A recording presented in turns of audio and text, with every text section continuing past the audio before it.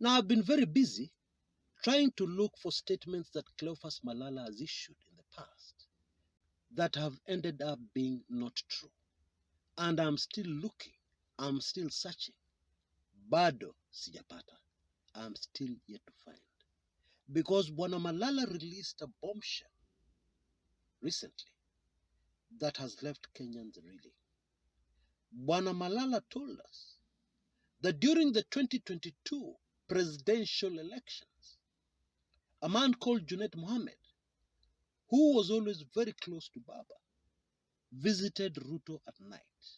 And not only that, according to Malala, Junet Mohamed gave Ruto inside information of what was happening deep inside Raila's presidential campaign, including lists of agents. Now, that is crazy information, very crazy.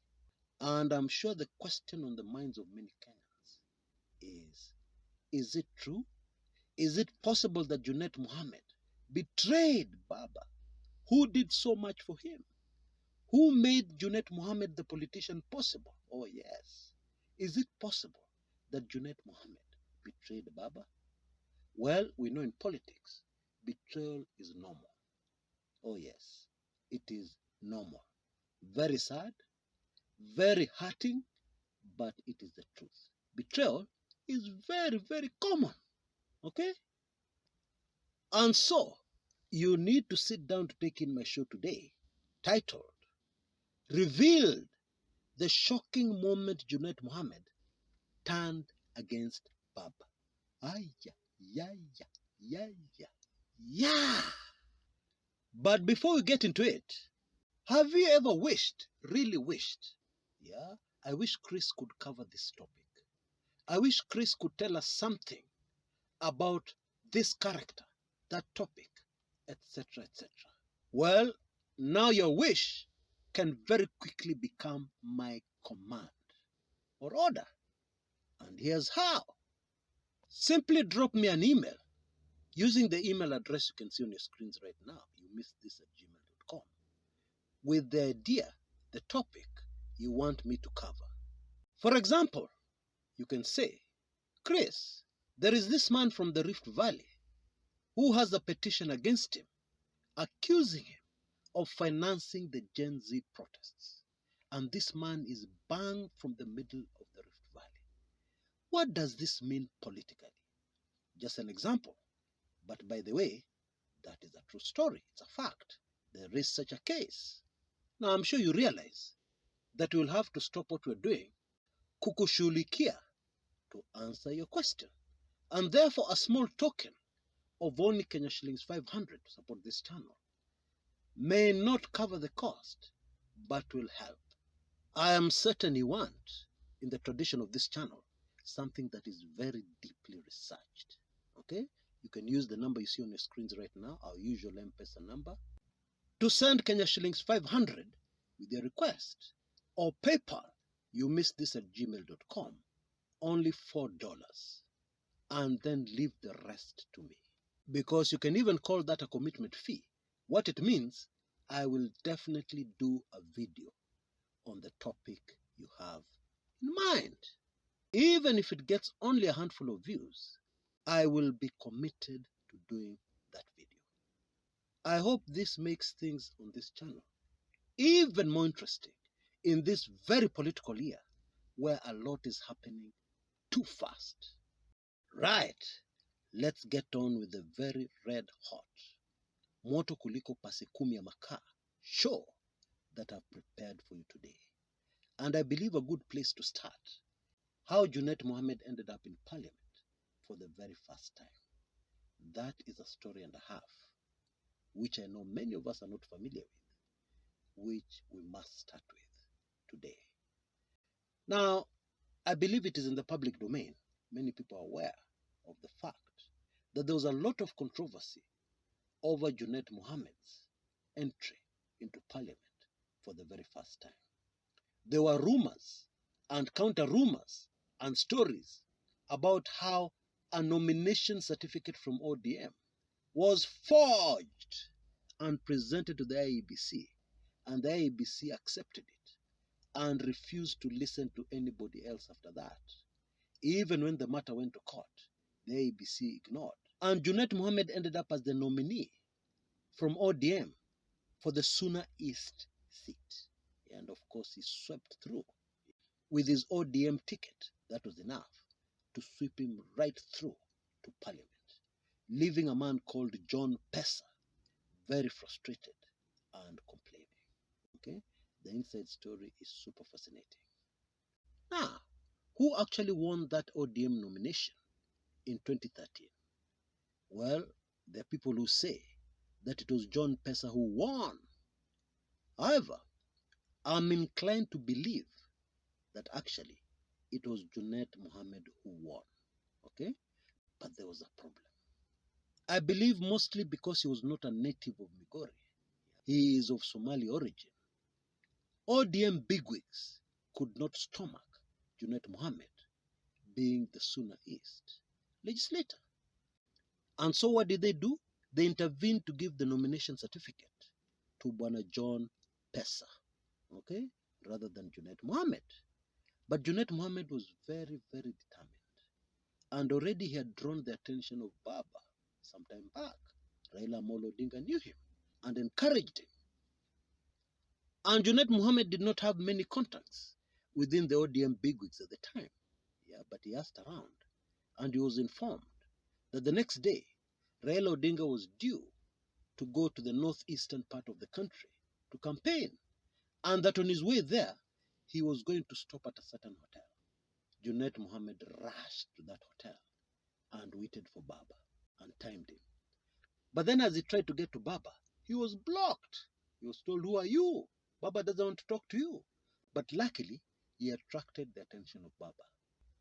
And Raila called him and told him, "I'm sorry. That thing will bring too much controversy within ODM. Well, relax, yeah? You can always get this seat next time." But Junet Mohamed did not give up. He went to Raila's house and he camped there. Now you guys know Raila. Yeah, at least most people do. Alikuwa na roho ya huruma sana. And so Raila decided to help him. And remember, at this juncture, there was already a nomination certificate with John Pesa's name on it. Okay, remember that. But Baba stepped in. And he did his thing. And this nomination certificate with Junet Mohamed's name on it, which many people swear to this day, was a forgery, emerged. And it landed at the IEBC. And we are told that Junet Mohamed was still with Baba when bigwigs of the party called Baba. And they told him, "Look, this nomination of this Kasomali man, Junet Mohamed, yeah, in Migori, is not good for the party. It needs to be resolved." And they complained and they complained. Now, how Baba responded is super fascinating. Baba pretended he didn't know what was happening. Aye? Has somebody squeezed in his name? What has happened? Has somebody forged something? That is how Baba responded. And guess what? Junet Mohamed was there listening to this conversation. And so these bigwigs on the other side of the phone suggested, "Why don't they come over and resolve the matter with Baba?" Raila responded, "I'm already in bed. Yeah, I've already gone to bed." And the matter ended there. And later that evening, Raila used a very trusted ally to confirm with the IEBC that the ODM nomination for the Suna East seat is Junet Mohamed. But there was even drama the next day. You will not believe this one. Raila Odinga and the other ODM bigwigs stormed IEBC, yeah, to complain about Junet Mohamed's name being presented. What? Now, you have to understand that this is politics. And as a party leader, you're always in a very sensitive position. You do not want to hurt the feelings of some people. Yeah? And therefore, a Hollywood actor's performance may be required. Eish! And so that is how Junet Mohamed ended up elected on an ODM ticket as the Suna East legislator in the year 2013. and he still holds that parliamentary seat as we speak. And I'm informed he will defend it in the next general elections, scheduled for 2027. Now, the story I've just told you was confirmed by Junet Mohamed himself, and he added that was one of the reasons why he was always very loyal to Baba. But clearly, something went wrong in 2022. You see, amongst the other people who are accusing Junet Mohamed is a politician that Kenyans trust a lot, a man called Edwin Sifuna, who is the Secretary General of the ODM party. Sifuna came out and told us that Junet Mohamed was responsible for the 500 million Kenya shillings donated by the Kenyatta family to pay agents of Raila Odinga in his presidential bid in 2022. And according to Sifuna, that money vanished into thin air.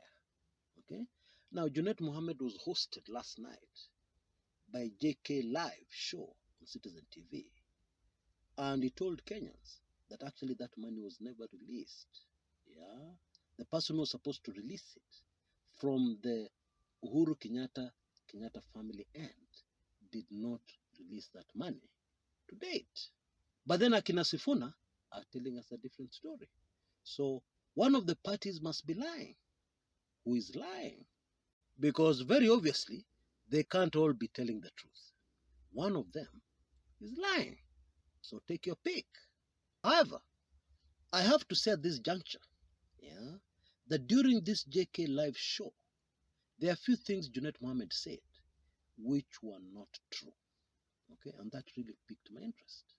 For instance, according to Bwana Junet Mohamed, the reason why Raila Odinga lost the 2022 presidential elections, of course he mentioned the big people who decide who is supposed to be president, but then he laid blame on the fact that the race was too close to call.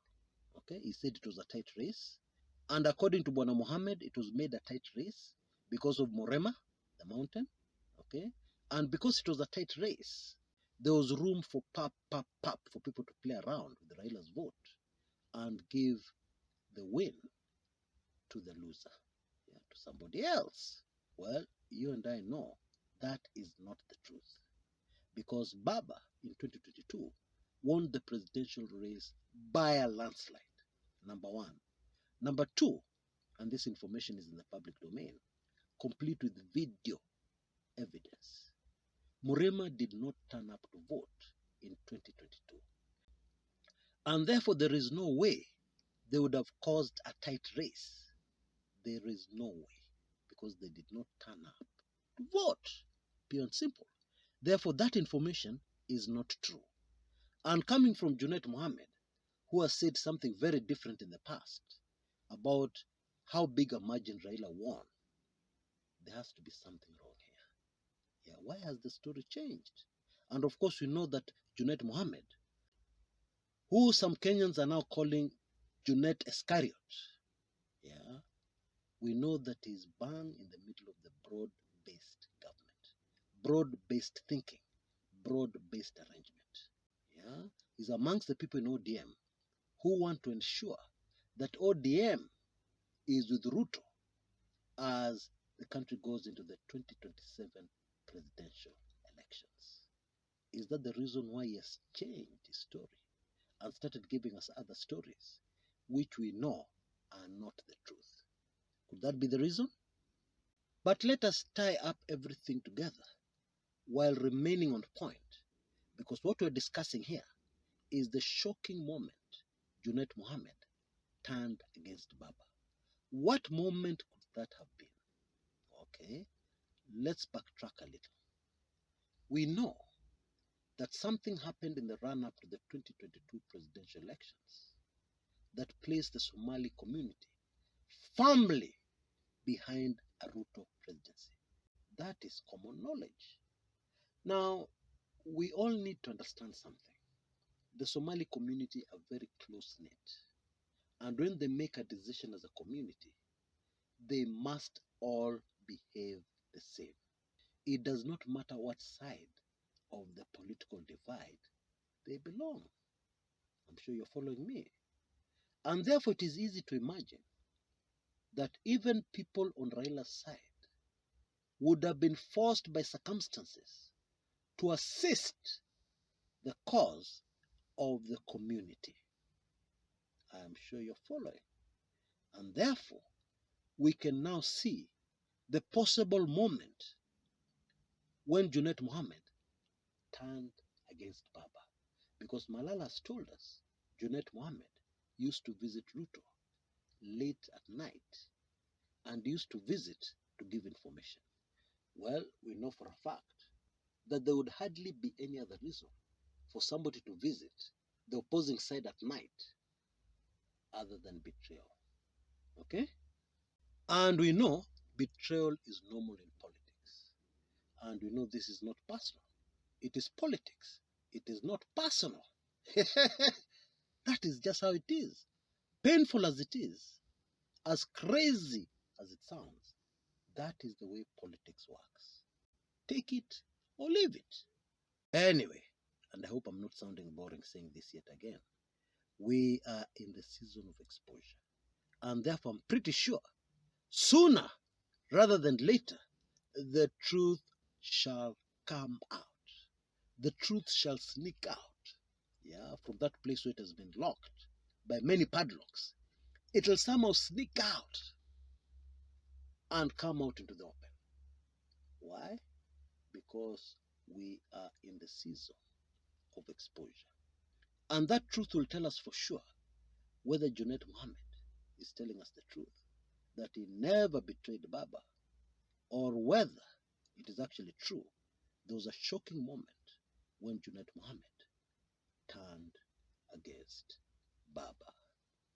Now, I find it super fascinating, but hardly surprising, that this Njirongo story will not go away. Now they even whispers, oh, sijui anataka kwenda kutoa mwili. They retrieve the torch. I'm telling you, Kenyans. But you see, there must be a reason why this thing will not just go away and leave Kenyans alone. Why?